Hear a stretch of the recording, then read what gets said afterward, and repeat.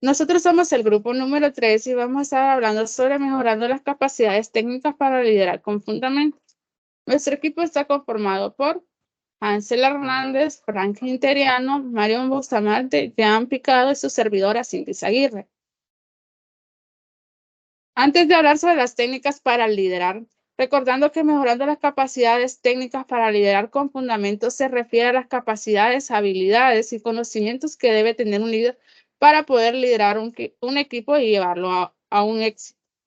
Técnicas para liderar existen muchas, pero voy a hablar acerca de algunas de ellas. La primera es fomentar la creatividad e innovación. Como líder debe fomentar a que sus colaboradores sean creativos y puedan innovarse, ya que en el mercado es muy cambiante. Adoptar una mentalidad digital.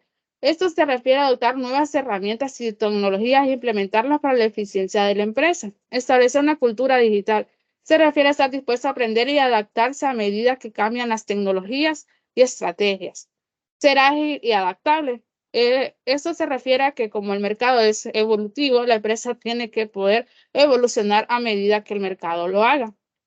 Ser ético y responsable. El uso de las tecnologías y los datos de los colaboradores y los clientes deben de usarse con privacidad y seguridad.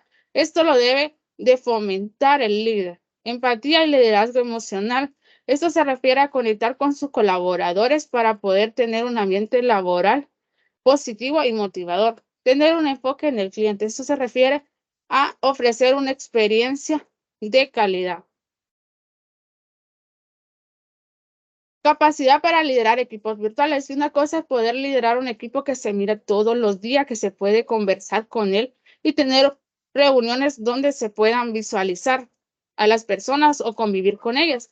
Un equipo virtual tendrá que ser capaz de poder poner objetivos, poder dar una estrategias y motivarlos de manera remota a sus empleados. Colaboración y trabajo en equipo debe ser el que dé el ejemplo a la hora de colaborar con los equipos de trabajo. Además de establecer herramientas para fomentar y ayudar a ser más colaborativos. Enfocarse en la efectividad. Conocimientos técnicos y gestionar datos. En este caso, como líder, debe ser capaz de manejar tecnologías de todas las maneras posibles y herramientas que le ayuden a facilitar el trabajo. En la gestión de datos se refiere a poder utilizar grandes cantidades de datos para poder analizarlos y poder decidir una decisión importante en la empresa. Enfocarse en la efectividad. Esto se refiere a no solo cumplir una tarea, sino que como líder debe ver que la tarea se haga de la mejor calidad posible. Ser proactivo. Esto se refiere a no solo actuar hasta cuando ya sucedan las cosas, sino que hacer un análisis antes de que suceda y poder actuar. Comenzar con un fin en mente y debe tener un objetivo claro y enfocarse hacia cumplir ese objetivo. Escucha activa, escuchar primero y después hablar. Se refiere como líder, debe ser capaz de escuchar, analizar y comprender lo que otras personas le digan y después poder hablar o dar una retroalimentación o tomar una decisión acerca de eso. Comunicarse efectivamente y esto engloba un sinnúmero de cosas porque como líder de ser capaz de enfocarse a través de videoconferencias, videollamadas, a través de correos electrónicos y su comunicación debe ser clara y concisa. ¿A qué se refiere eso? Como líder no debe de dar mensajes con tecnicismo, sino de la manera más clara sin que las personas se confundan. Una comunicación persuasiva que debe dar una motivación a sus equipos y manera de poder llevarlos a que trabajen de la mejor manera posible. Comunicación emocional debe empatizar con sus colaboradores para lograr una inspiración y motivarlos a seguir en el equipo hacia los objetivos que están destinados. Comunicación no verbal se refiere a utilizar su comunicación no verbal y fomentar como líder e inspirar confianza y no utilizarlo para manipulación, además de conocer cuando alguien se siente incómodo o de hacerlo sentir que se sienta cómodo en las reuniones o enlaces y en los trabajos que se hagan. Comunicación adaptativa se debe adaptar a los entornos que se le van a ir presentando. Y comunicación ética se refiere a que debe tratar a sus colaboradores, a sus clientes y además personas con respeto y partiendo desde la ética. Bien, ahora vamos a hablar un poco sobre los 7 hábitos de la gente altamente efectiva, pero antes de eso me gustaría empezar con una definición de qué es un hábito. Y un hábito es una acción o comportamiento repetido con regularidad, lo que viene siendo una costumbre. Los hábitos pueden ser tanto positivos como negativos y son una parte importante de nuestra vida cotidiana. Nos permiten realizar actividades sin tener que pensar en ellas de manera consciente. Los hábitos, al ser positivos y negativos, como todo en la vida, tienen sus pros y sus contras. Entonces, podemos tener hábitos positivos que nos ayuden a mejorar nuestra eficacia y calidad de vida, o podemos tener hábitos negativos que nos estén dañando internamente. Un hábito negativo podría ser fumar, consumir alcohol en exceso y detalles así. Bien, ahora empezamos con los 7 hábitos de la gente altamente efectiva, según Stephen Covey, que sería ser proactivo, el número uno. Este, básicamente lo que nos quiere decir es asumir la responsabilidad de nuestras acciones y decisiones. Viene siendo tomar el control de nuestras vidas y actuar en consecuencia, sin importar los factores externos, ya que si viene un factor externo no va a ponerlo como excusa para no agarrar las cosas y enfrentarlo. El número dos tenemos que es comenzar con un fin en mente. Este segundo hábito se centra en establecer objetivos claros y trabajar hacia ellos de manera constante. Con este hábito nosotros, pues lo ideal sería crear un plan estratégico o un plan general de cómo vamos a lograr nuestro objetivo, cómo vamos a llegar a nuestra meta. También aquí tenemos que se pueden definir nuestros valores y principios, que con estos son los que vamos a estar en línea para considerar qué es importante y qué no. Que aquí viene el siguiente hábito que se relaciona, que es el número 3 que nos dice poner primero lo primero. Este tercer hábito se trata sobre la administración del tiempo y la priorización de tareas. Por ahí hay un dicho popular que dice que si todo es importante, nada es importante. Entonces, esto básicamente, este hábito nos da a entender que tenemos que priorizar por la urgencia y por la importancia.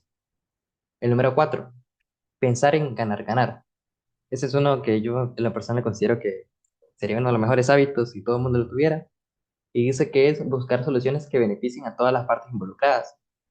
Generalmente el humano siempre intenta como aprovecharse de los demás para llegar a su meta. Pero este hábito lo que nos da a entender es que podemos encontrar soluciones que beneficien a todas las partes y que tengan soluciones más efectivas y duraderas. Tenemos, procure primero comprender y después ser comprendido. Ese es otro hábito bastante importante a mi criterio, porque se centra en lo que sería una comunicación. Ya va a hablar otro grupo respecto de la comunicación, pero nos dice que antes de comunicar nuestras propias ideas es importante escuchar activamente y comprender las perspectivas de los demás. Es decir, nosotros como personas tenemos que estar conscientes de que no siempre vamos a tener la razón y siempre estar atentos escuchando a los demás porque quizás el otro puede tener razón sobre este tema. Sinergizar. Ese es un punto o una palabra que se viene mencionando a lo largo de la clase y es demasiado vital este caso. Aquí nos dice el autor Stephen que al trabajar juntos podemos lograr más de lo que podríamos lograr individualmente. La sinergia viene de la creación de algo nuevo, trabajando en equipo. Luego tenemos lo que sería el número 7, el último hábito, que nos dice afilando la sierra. Nosotros en clase lo conocemos como afilando la hacha, viene siendo lo mismo, que consiste en mejorar continuamente, siempre estar en constante autocuidado y reflexión y estar en constante mejora, ya sea en salud física, ya sea en salud emocional, ya sea en espiritual, mental, etcétera. Esto siempre nos va a ayudar a estar en sintonía con nuestros objetivos y a objetivos a largo plazo o corto plazo. Entonces, esos serían los 7 hábitos del altamente efectivo, de la gente altamente efectiva de Stephen Covey. Muy bien, pues hablemos de aprender a aprender. Orientado al tema del liderazgo, aprender a aprender significa esa capacidad que tenemos los seres humanos para adquirir nuevos conocimientos y cómo nosotros utilizamos nuestras fortalezas e identificamos nuestras debilidades en el proceso de ese aprendizaje. Cada persona aprende de manera distinta y para tener algún tipo de lineamiento tenemos el BARC. ¿Qué significa el BARC? Pues la B significa la persona visual que aprende identificando diagramas, por ejemplo, identificando imágenes, viendo mapas conceptuales, por ejemplo. Esas personas son las visuales. En siguiente tenemos las auditivas, aquellas personas que aprenden cuando otra persona pues les está explicando con sus propias palabras algún tipo de concepto o mediante alguna técnica musical. Siguiente tenemos la técnica de lectoescritura, que son aquellas personas que aprovechan mejor cuando tienen un manual técnico que les diga cómo se hace un procedimiento y luego pues ellos pueden escribir lo que entendieron y así afianzan sus conocimientos. Finalmente tenemos la kinestésica, que es aquella persona que aprende haciendo o con su cuerpo. También tenemos algunas técnicas actuales, por ejemplo el número 1, aprender de forma activa, se refiere a que cuando nosotros aprendemos algún nuevo concepto, es positivo que nosotros vayamos con otras personas a platicarlo y les hagamos preguntas, les expliquemos en qué se basa lo que hemos aprendido, etcétera. Número 2 tenemos la técnica de Pomodoro, que se refiere a que cuando nosotros tenemos alguna actividad la podemos dividir en 25 minutos de trabajo y 5 minutos de descanso y así sucesivamente. Hay que tener mucho cuidado con esa técnica porque esos 5 minutos de descanso podrían serse infinitos. Hay que ser muy disciplinados. La número 3, la repetición espaciada. Esto básicamente es como una recapitulación. Por ejemplo, si estamos haciendo algún tipo de informe o leyendo algo, algún libro, pues esta técnica lo que nos dice es que nosotros tenemos que volver al párrafo anterior, volverlo a leer o al menos a grandes rasgos para recapitular lo que hemos leído anteriormente. La número 4, aprender haciendo, que básicamente se refiere a la kinestésica o aprender sobre la marcha. El número 5, pues recursos multimedia, que está muy de moda. Por ejemplo, multimedia se refiere pues a audio, imágenes y todo ese tipo de herramientas digitales. La número 6, los descansos regulares, que básicamente es como tener una disciplina en nuestros horarios. Por ejemplo, si tengo una jornada de trabajo extensa, si yo quiero estudiar, por ejemplo, 8 horas continuas, entonces luego de esas 8 horas yo tengo que tomar un descanso regular, por ejemplo, ya más extenso que lo normal, ¿verdad? De 5 minutos, entonces a eso se refieren los descansos regulares. Y por último, encontrar un buen ambiente, ya que no todas las personas trabajan en un mejor trabajan en silencio, por ejemplo, o algunas personas trabajan mejor con música o diferentes tipos de ambientes. Otras personas trabajan mejor al aire libre y otras personas pues trabajan mejor en un ambiente más o menos de oficina. Por último, tenemos un versus entre la disciplina y el talento. Se dice que la disciplina vence al talento y esto se refiere a que algunas personas cuando tienen cierto talento para aprender alguna habilidad se confían y dejan olvidado ese talento y dejan de practicar y al final pues ese talento termina muriendo y siendo inútil para el aprendizaje de los nuevos conceptos. Mientras que la disciplina pues se refiere a ese compromiso que nosotros tenemos de apartarnos de aquello quizás que nos gusta o que nos causa algún placer para dedicarnos a lo que realmente nos va a edificar o lo que realmente nosotros queremos conseguir. Muy buenas, mi nombre es Marian Bustamante y pues en esta ocasión yo les voy a hablar sobre afilar el hacha. Como sabemos, este es un tema bastante importante, es una habilidad muy necesaria que se ha venido abordando y se ha venido hablando de ella en el transcurso de la clase, ¿verdad? Y pues para darle un concepto o definirla de manera explícita, tenemos que el hábito de afilar el hacha se refiere a dedicar el tiempo y esfuerzo a mejorar constantemente lo que son esas habilidades y capacidades, ¿verdad? Y pues en el término o hablando de liderazgo, esto implica enfocarnos en mejorar nuestras habilidades técnicas y conocimientos para de esta manera poder liderar con fundamentos sólidos. Es decir, yo en base a argumentos, en base a mi conocimiento, en base a que yo afile el hacha, yo puedo liderar con fundamentos. Y pues, ¿de qué manera trabaja esto o cómo trabaja esto? Bien, tenemos habilidades técnicas, tales como la planificación, la organización, la delegación de tareas, la comunicación clara y la toma de decisiones informadas. Cabe mencionar que esta no es una habilidad innata. Entonces, por eso debemos practicarla y debemos darle fundamento a cada argumento que nosotros aportemos, ¿verdad? Y pues aquí nos lleva al punto ¿verdad? De práctica y aprendizaje constante para mejorar. Bien, tenemos que al afilar el hacha y dedicar el tiempo y esfuerzo a poder mejorar nuestras habilidades técnicas, nosotros vamos a poder convertirnos en líderes más efectivos y con fundamentos, como lo mencioné anteriormente, ¿verdad? Porque nosotros vamos a dedicar tiempo y dedicación, perdón, vamos a dedicar el tiempo y esfuerzo necesario para poder liderar en base a nuestro conocimiento. Y también tenemos que aprendemos nuevas habilidades y técnicas que nos van a ayudar a mejorar las decisiones más informadas y de esa manera poder realizar un mejor trabajo y poder liderar nuestro equipo y empresa, ¿verdad? Nuestro equipo o empresa. Y pues sabemos que cuando nosotros practicamos, cuando nosotros le damos esfuerzo, cuando damos tiempo a algo, nosotros nos volvemos habilidosos para eso, ¿verdad? Y sabemos desarrollar conjunto de técnicas que nos va a permitir tomar las mejores decisiones. Bien, algunas recomendaciones que tenemos para afilar el hacha es, en primer lugar, asistir a capacitaciones y cursos.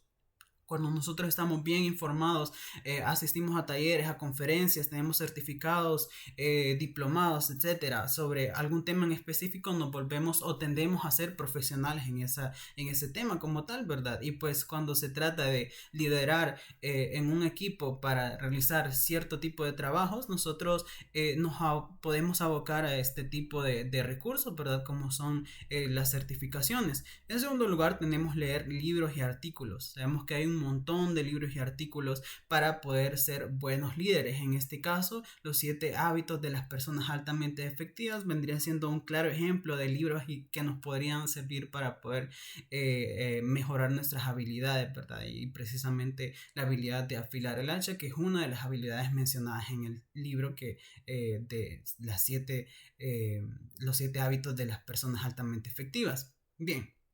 También tenemos obtener mentoría.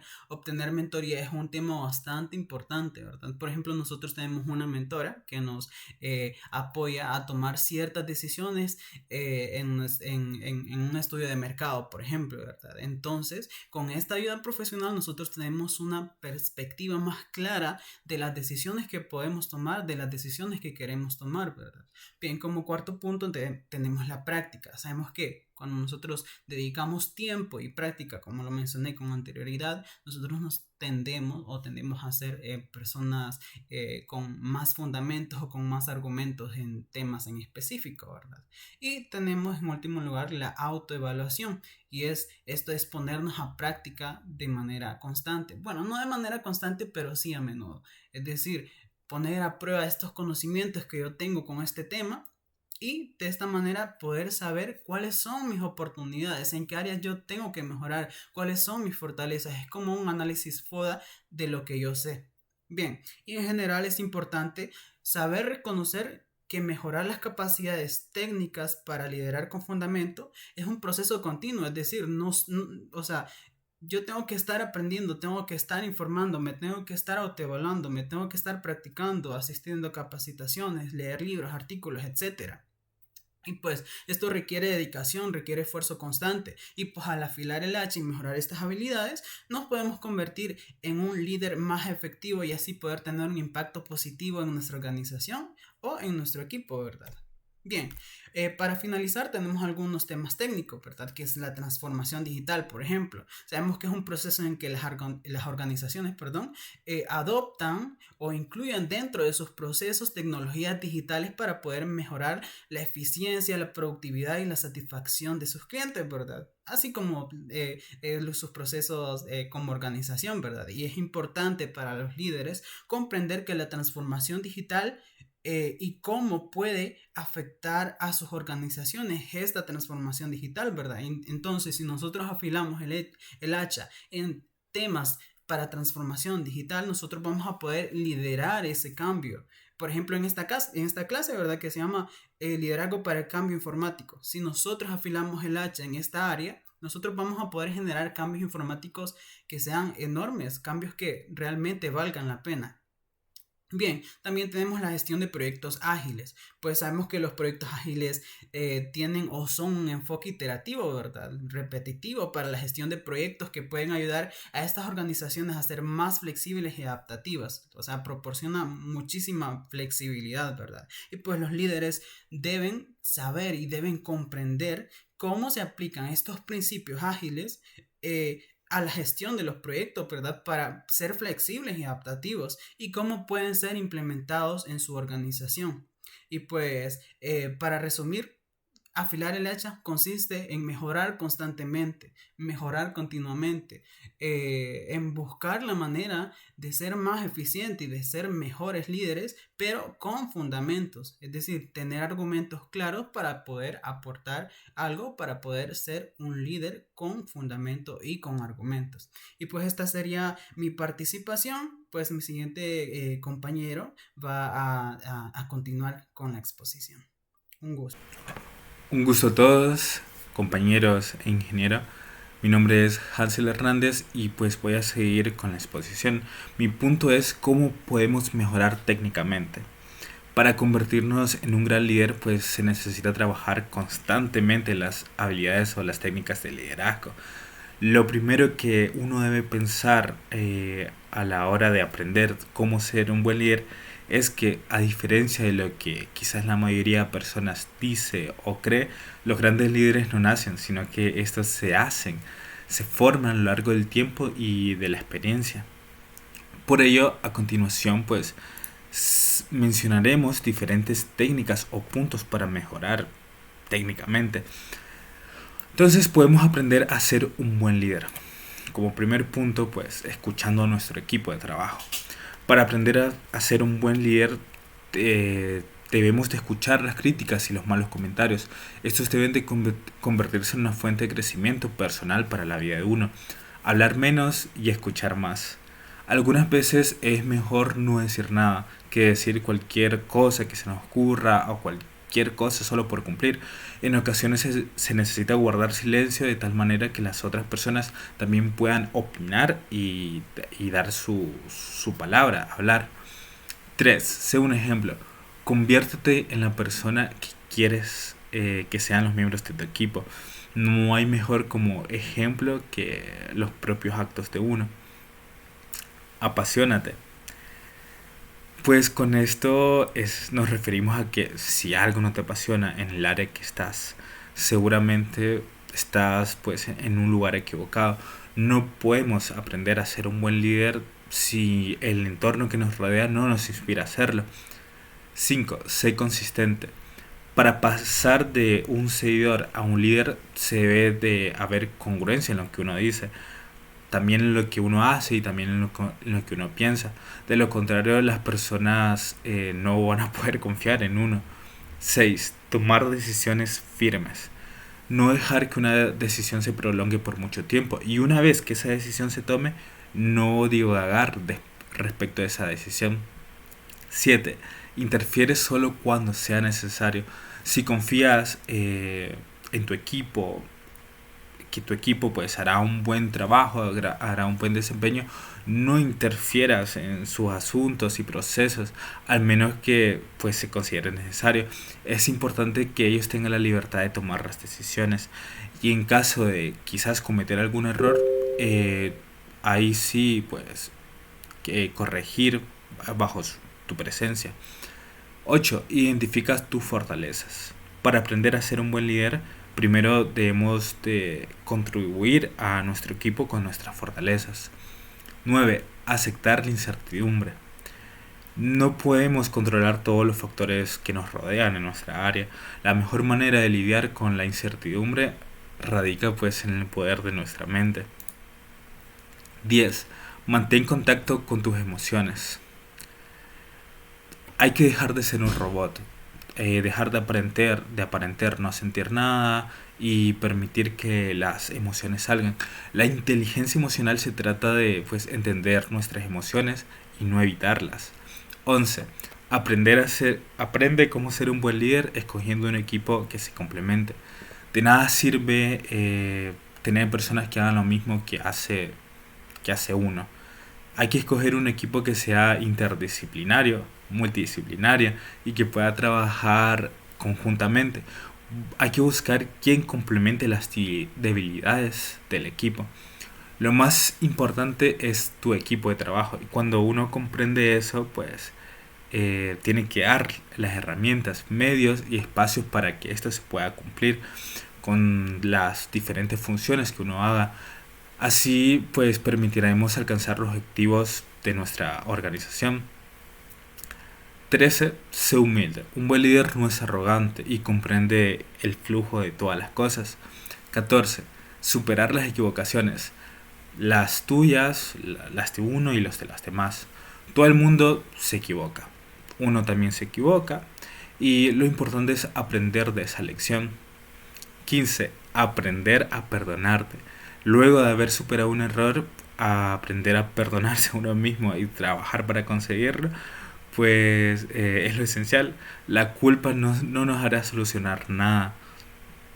Asumir las consecuencias y asegurarnos de nunca más cometer el mismo error sí nos ayudarán a crecer.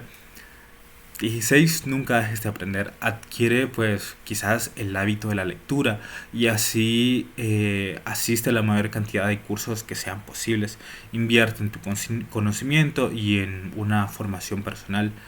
Y por último, disfrute el liderazgo. No te sientas con mucho estrés para convertirte en un líder. Más bien hay que disfrutar de ese proceso y de todos los beneficios que se trae. Aprender a cómo ser un buen líder es un proceso que nunca termina. Su aprendizaje en sí siempre es constante y siempre hay recompensas. Entonces, al final, luego de todas las experiencias y dificultades y esfuerzos que uno tenga, se termina aprendiendo de cómo ser un buen líder. Ahora vamos a pasar con el caso de estudio. Este es un caso de estudio personal y pues me gustaría compartirlo.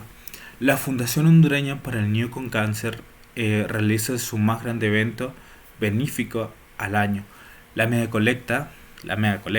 Hansel se encuentra con un gran desafío en su primera participación, ser líder de punto. Con la poca experiencia en el ámbito trata de hacer lo mejor posible, sin embargo sabe que falta algo.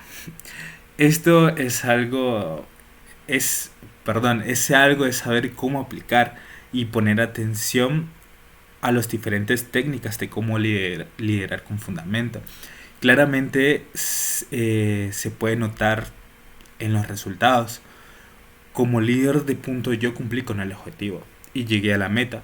Sin embargo, pues no se creó como un ambiente ameno y hubieron varias problemáticas de por medio. Tenía personas muy atentas y serviciales con muchos talentos, pero por mi falta de experiencia no pude exprimir como a profundidad eso y la habilidad que cada una de estas personas tenía. A diferencia pues de mi última experiencia. Mi primera experiencia con la última que tuve no tiene quizás algún punto de comparación.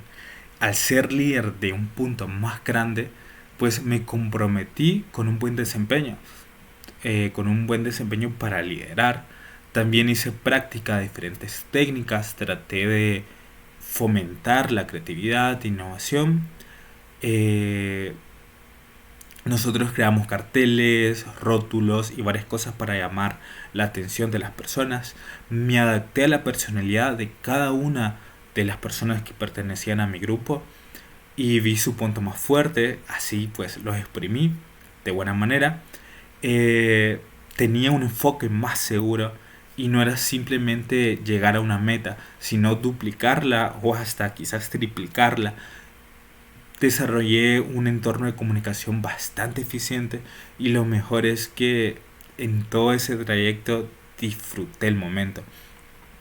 Esto sencillamente pues se puede notar en los resultados. El año anterior, como podemos ver aquí, se había recaudado 8.275 lempiras. Con mi grupo de punto llegamos a recolectar 26.144 lempiras. Es decir, que nosotros triplicamos la meta que nosotros teníamos prevista. La meta era de 9.500 lempiras. Casi triplicamos y dimos pues una diferencia de 17.879 lempiras. Esto resultó a que nosotros fuimos quizás casi el segundo punto con mayor diferencia de lo recaudado y pues de los más eficientes a nivel departamental. Y pues esta es mi experiencia. Nosotros podemos ver pues esas grandes diferencias cuando aplicamos las diferentes técnicas de liderar con fundamento. Sencillamente pues no hay punto de comparación cuando uno lidera con fundamento y cuando no. Con esto pues terminamos. Muchas gracias a todos por poner atención en el transcurso de la exposición y pues esperamos que les haya gustado.